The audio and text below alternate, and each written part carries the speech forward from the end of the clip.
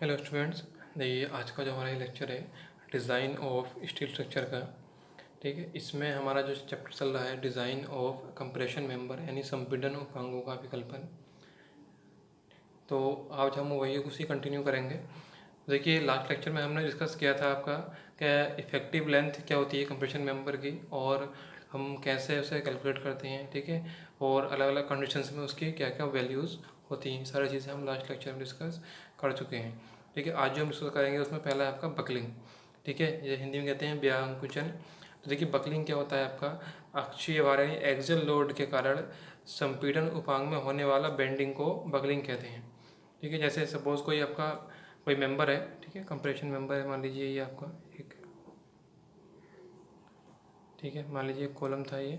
ठीक, इस पर क्या आपका एक्सियल लोड आ रहा है, इसकी एक्सिस पे आ रहा है, एक्सियल लोड आ रहा है, और इस एक्सियल लोड की वजह से क्या होगा कि इस मेंबर में अगर कुछ बकलिंग हो जाए।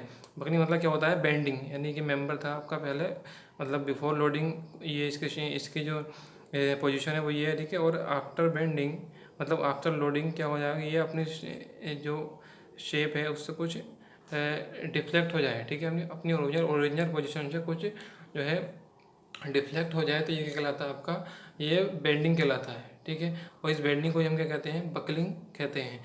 यानी क्या लोड लगाने से जो आपको कंप्रेशन मेंबर होता है उसकी शेप कुछ डिफ्लेक्ट हो जाती है। ठीक, वही जो डिफ्लेक्ट यानी जो डिफ्लेक्शन होता है वही क्या कहलाता है, उसका बकलिंग कहलाता है। क्लियर। चलिए नेक्स्ट है आपका लीस्ट रेडियस ऑफ जाइरेशन यानी न्यूनतम परिभ्रमण त्रिज्या।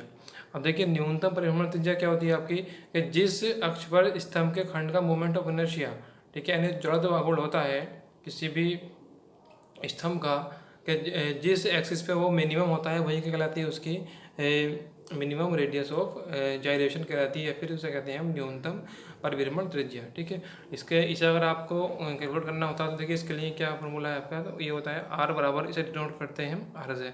आर बराबर क्या होता है आपका under root least moment of inertia.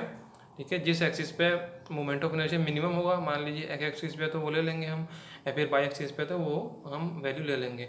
अब उनमें क्या है सेक्शनल एरिया, और जो भी उसका सेक्शनल एरिया होगा, ठीक है, मेंबर का, वो ले लेंगे। तो इससे जो वैल्यू आएगी आपकी निकल के, ठीक है, तो वो जो वैल्यू होगी वो होगी मिनिमम परिभ्रमण त्रिज्या की, या फिर कह सकते हैं लीस्ट रेडियस ऑफ जाइरेशन की। क्लियर हो गया। चलिए नेक्स्ट आपका स्लेंडरनेस रेशियो। देखिए स्लेंडरनेस रेशियो क्या होता है आपका, किसी स्तंभ या संपीड़न, ठीक है, स्तंभ हो सकता है या फिर आपका क्या हो सकता है वो स्ट्रेट भी हो सकता है। तो किसी स्तंभ या कॉलम या फिर स्ट्रेट की इफेक्टिव लेंथ और मिनिमम रेडियस ऑफ जाइरेशन का जो रेशियो होता है वो कहलाता है आपका स्लेंडरनेस रेशियो। जैसे आपको दे रखा है स्लेंडरनेस रेशियो क्या होता है, effective length upon minimum radius of gyration, ऐसे डिनोट करते हैं हम लैम्डा से। ठीक है, तो लैम्डा बराबर हो जाता है आपका एल अपॉन आर। यहाँ पे ध्यान रखना है कि एल जो होती है वो इफेक्टिव लेंथ ही लेते हैं, और इफेक्टिव लेंथ हम कैसे कैलकुलेट करते हैं ये मैंने आपको लास्ट लेक्चर में डिस्कस कर दिया था। यहाँ तक क्लियर है। अब देखिए जो आपका स्लेंडरनेस रेशियो होता है या फिर जिसे हम कहते हैं तनुता अनुपात कहते हैं, उसकी जो वैल्यू होती है वो अलग अलग कंडीशन में अलग होती है। ठीक है, जैसे आपका पहला है कि टाइप्स ऑफ सेक्शन है आपका, और क्या है आपका वैल्यू है मिनिमम स्लेंडरनेस रेशियो।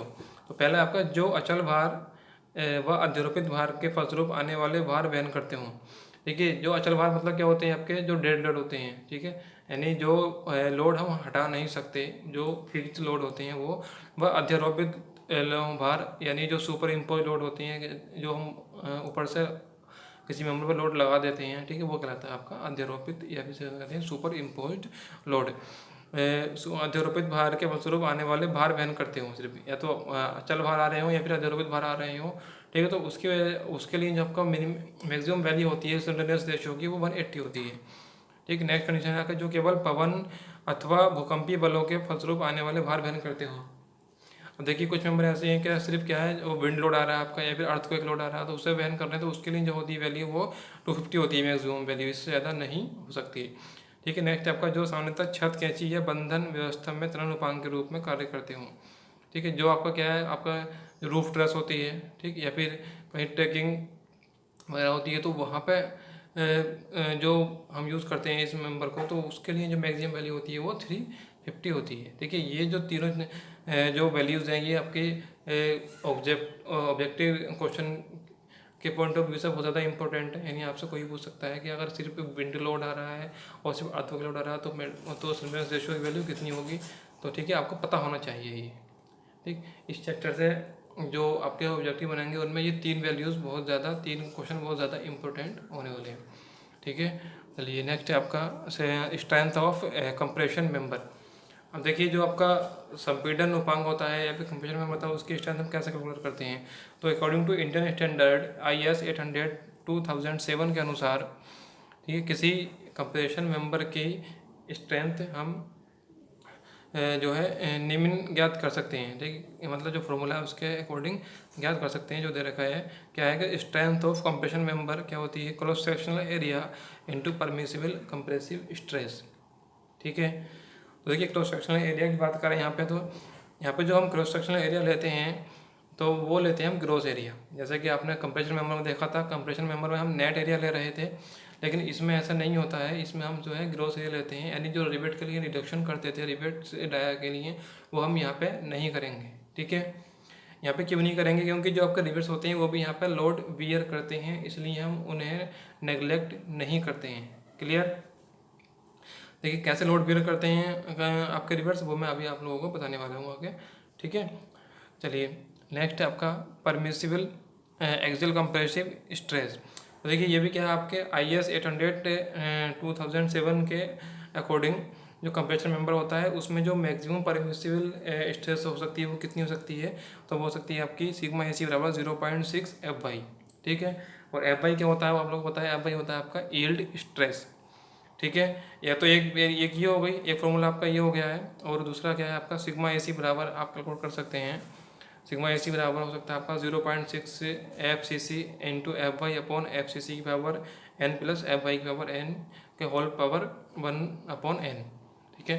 या तो आप ये वाला फार्मूला यूज़ कर लीजिए या फिर आपको ये वाला, अब मैं सजेस्ट करूँगा कि आप लोग ये वाला ही फार्मूला यूज़ करिए, ठीक है। यहाँ से आपको वैल्यू बहुत ही ईजिली मिल जाएगी,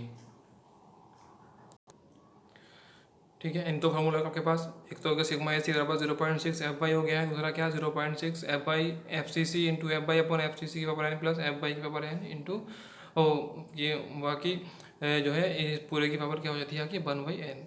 अब देखिए जो वैल्यू इन दोनों में हम कन्वर्ट कर लेंगे इन दोनों फार्मूले से, तो जो वैल्यू इन दोनों में मिनिमम आएगी, ठीक है, वही वैल्यू हम क्या करेंगे अपना जो है स्ट्रेंथ निकालने के लिए हम जो है उसे जो है ले लेंगे, ठीक है।